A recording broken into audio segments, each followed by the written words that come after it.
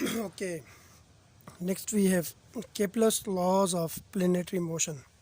Now there are three laws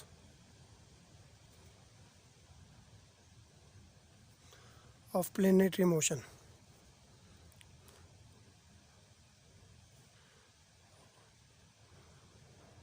which are called Kepler's law. The first law is Kepler first law.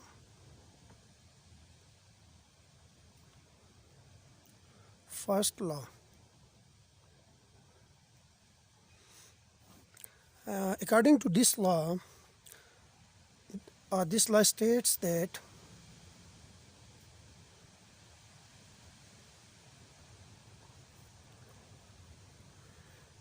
path or orbit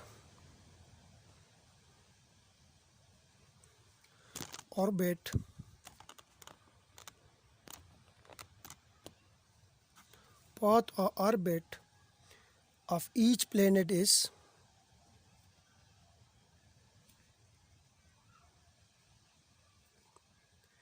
ellipse with sun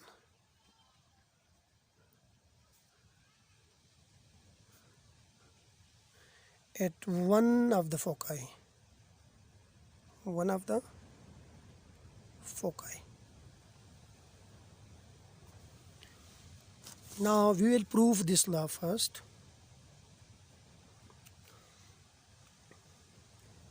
As we know that under the action of inverse square law,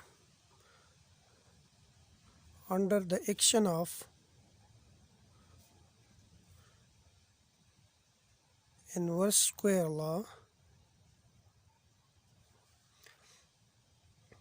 law of force, inverse square law of force,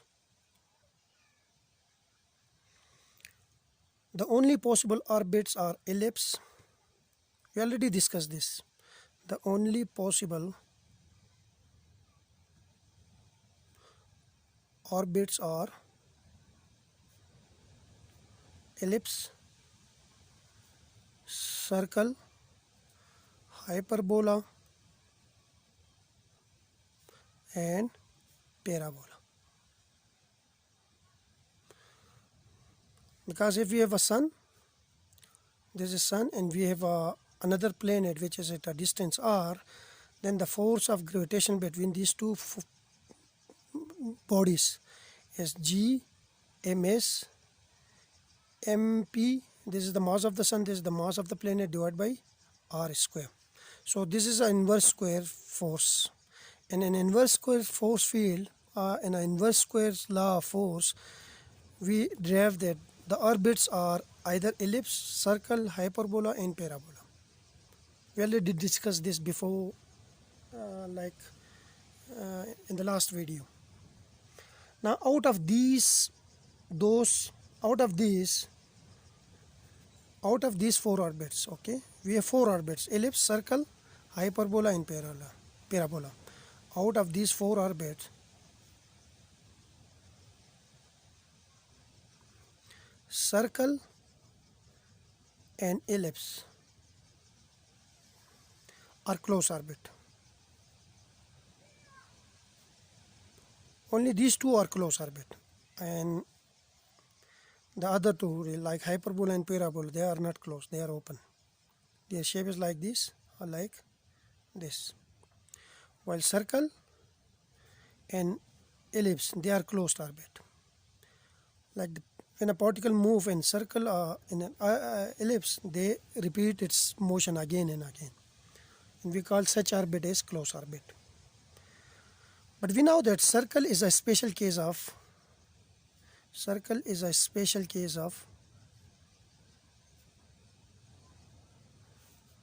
ellipse. Like in ellipse, we have semi-minor and semi-major axis, A and B. If A is equal to B, then ellipse convert into circle.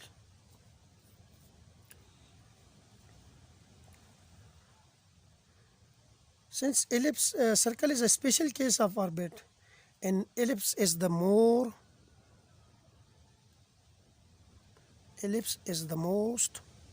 more general case of close orbit.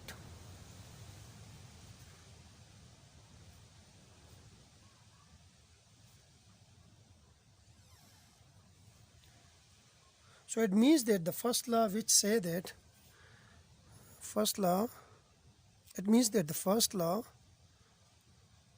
Kepler first law, which says that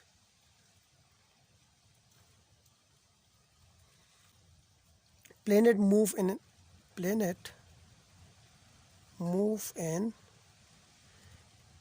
an elliptical path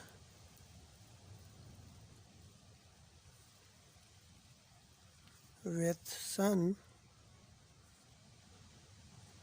at one of the foci is correct. So we don't need to prove it now, because in inverse square field we already discussed that there are 4 kinds of orbits. One is hyperbola, parabola, circle and ellipse. Now circle is a special case of an ellipse. If the semi-minor and major axis of an ellipse is equal, then we have a circle. The ellipse is converted into a circle. Since circle is a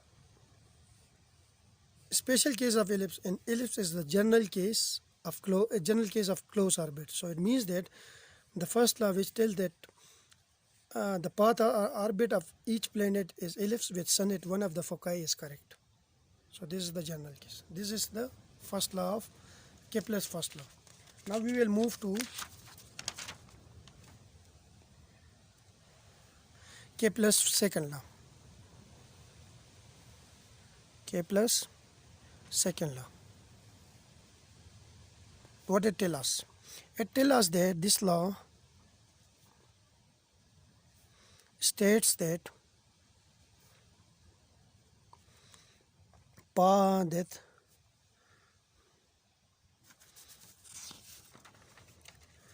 the line joining the planet, the line joining the planet to the sun sweeps out equal area in equal interval of time.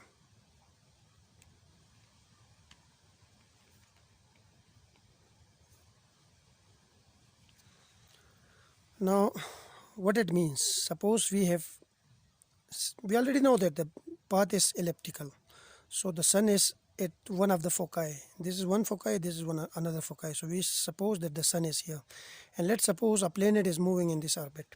Now if the planet is, let's suppose, here, okay, and the line joining the planet is this one. Now suppose at time t1 the planet is here, at time t2 the planet move to this point. Okay, this is the motion, direction of motion. If we consider this point, okay, at time t is equal to 3 the planet is here, that at time t is equal to 4 the planet is here. But remember that the interval of time, which is t4 minus t3 here, and the interval of time which is t2 minus t1 here, these two intervals are equal. Now the area swept during the motion of planet from this point to this point, I call it A1, and the area swept during the motion of planet from this point to this point, I call it A2. Now it tells us that the area swept out by this line joining the planet to the sun swept equal area in equal interval of time. T2 minus T1 will be equal to A2, which is this area, divided by T3 minus T4 minus T3. This is the mathematical statement of Kepler's second law. In other words, we can say that the aerial velocity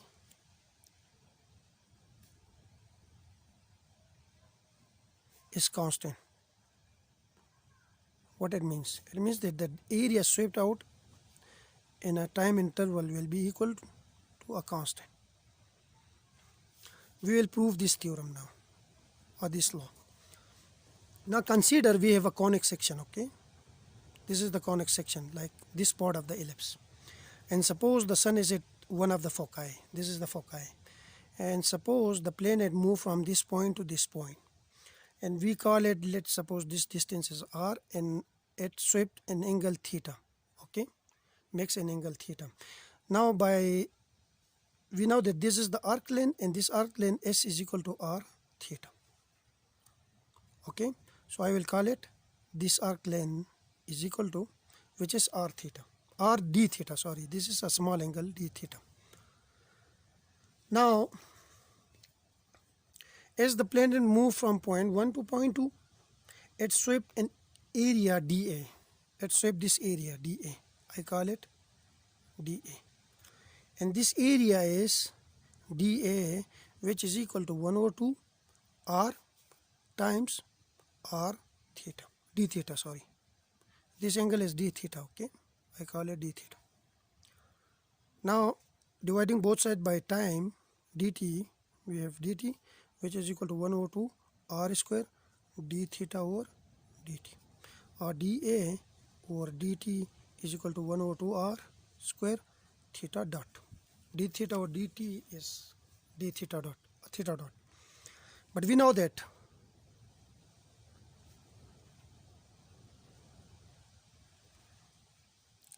angular momentum in a central force field is equal to m r square theta dot, or we can write it as L is equal to, L over m is equal to r square theta dot. If this is equation 1, this is equation 2, using 2 and 1, we have dA divided by dt is equal to 1 over 2 L over m. Now we know that in central force field,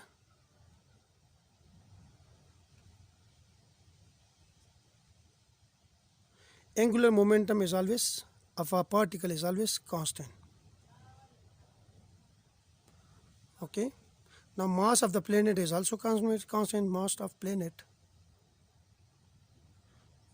is also constant. Okay, so it means that 1 over 2 L over m is also constant.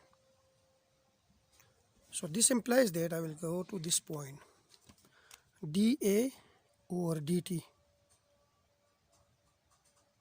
which is 1 over 2 L over m, will be equal to constant, or we can say that dA over dt is equal to constant,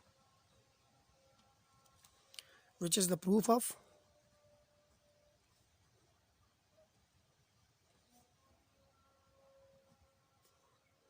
Kepler's second law, that the area swept out, or the aerial velocity of a planet moving in an elliptical orbit is constant, and we already proved it here. So this is all about Kepler's first law and Kepler's second law of planetary motion. In the next video we will discuss about Kepler's third law. Thank you.